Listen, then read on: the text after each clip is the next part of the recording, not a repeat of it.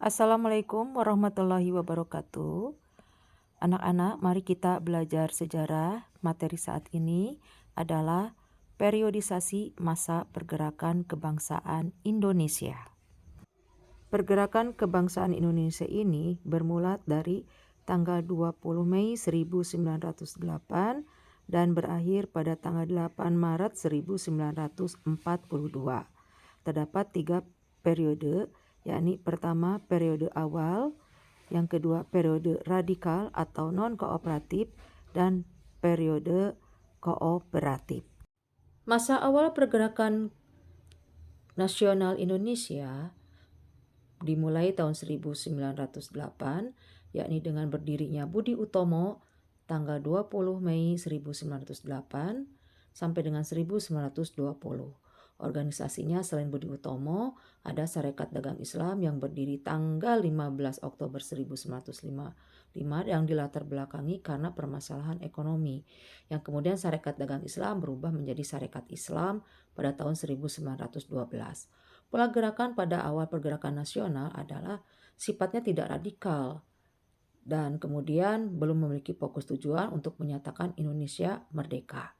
Gerakannya tentu saja berupaya untuk menyamaikan kesadaran dan akan keberadaan dirinya sebagai bangsa pribumi yang memiliki sejarah dan budaya yang luhur, serta berupaya untuk membangkitkan kekuatan ekonomi lokal dari kekuatan persaingan dengan pelaku ekonomi asing.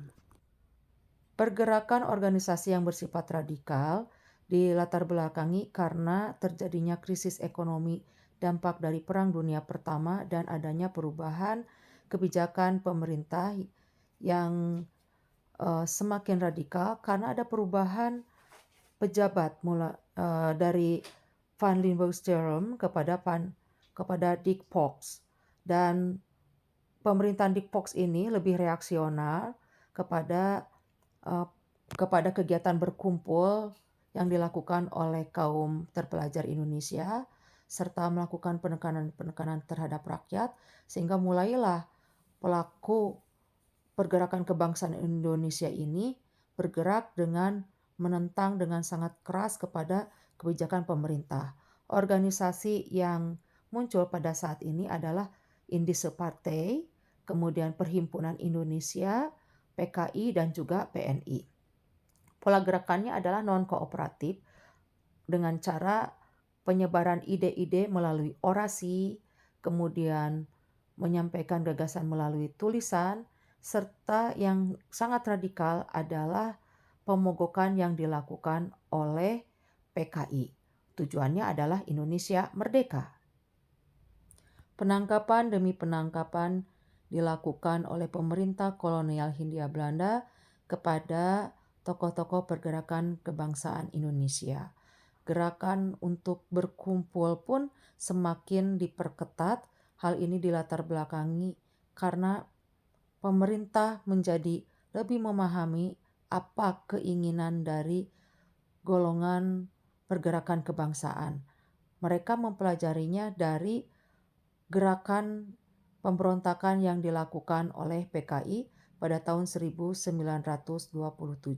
sehingga pada tahun tersebut PKI dinyatakan sebagai partai terlarang, yang imbasnya berpengaruh besar terhadap partai ataupun organisasi-organisasi kebangsaan yang lainnya yang sifatnya radikal.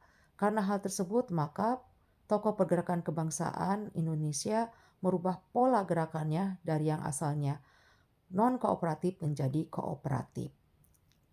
Volksraad adalah lembaga yang digunakan untuk menyampaikan aspirasi ataupun keinginan dari golongan pergerakan kebangsaan. Parindra, Gerindo, dan GAPI adalah organisasi yang ada di era pergerakan kebangsaan Indonesia yang bersifat kooperatif.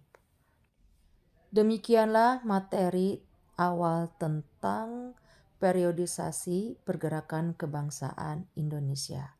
Sekian, terima kasih. Wassalamualaikum warahmatullahi wabarakatuh.